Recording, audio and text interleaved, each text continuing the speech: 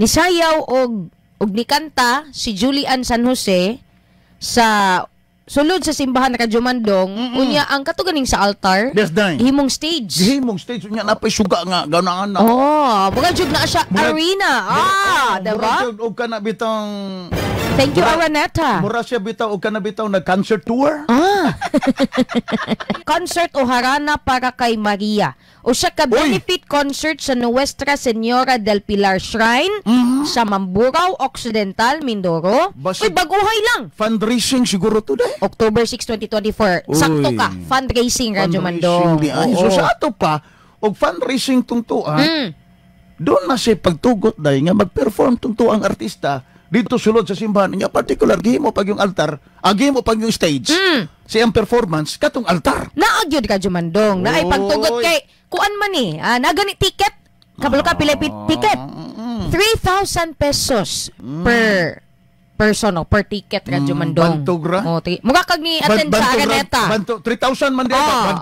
Bantugra nga taas kang gunting sa iyang slit, sa iyang sa iyang ka na bitong... Gawas anang iyang ingon ni mga suot, iyang choice of songs, no? Bitaw day, no? Dancing Queen. Murag kuan man to kana, unsa ka ni tawag ana day kana bitong wordly ba? Secular. Gilainan pud sa pagka kana bitong sabot. Ang ato baga kaigsuunan sa performance ni Julian San Jose nga naa siya sa altar, mura man og walay respeto. Kana sa altar sa simbahan ang naisgutan nga maong artista. Mao na Radyo Mandong ang kining gisgutan karon sa netizens. Kay mo kag naunsa naman intawo ning simbahan. Nga kabalo man sila nga sagrado ng altar. Kanong dito man gyud daw gipahigayon ang konsyerto. Pwede man daunta sa gym or sa park, Radyo Mandong. Sure pod oy, wa na gyud lain di ay kana ba? Wa na gyud ay laing venue. Nga napili ang taga-simbahan. Diha nag-ampari nagasangyaw sa ebanghelyo. Diha nagsangyaw ang pari sa mga balita sa atong Ginoo. Diba day? Unless daw Radyo Mandong, religious songs daw ang gikanta. Bitaw pod. Di ba naman ay ano maginawag na ay activity na ay mga choir, nya magkanta og kuan or solo artist baka, pero magkantahon daw kay religious song. Mao gani dai. Unya Radyo Mandong kabalo baka nga ang latest chika nga akong dala sa imo ha. Unsa man?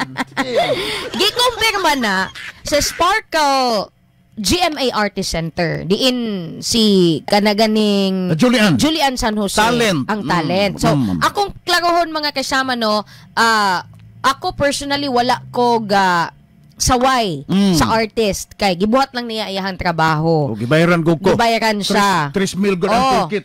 Per ticket no.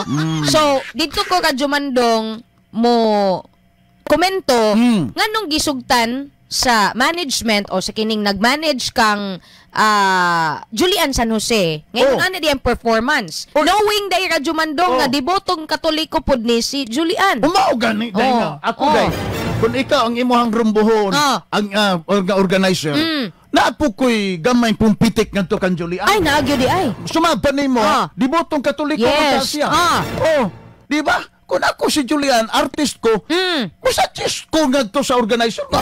Dili. Uy, mahimo ba? Mangita lang tablaing venue, bi? Ako, katoliko ba ako? Di po na ako gusto po nga mabugal-bugalan ng altar. Kana lang po, Radyo Mandong. Kaya naman ko'y naggunit po siya, ha? Di ba?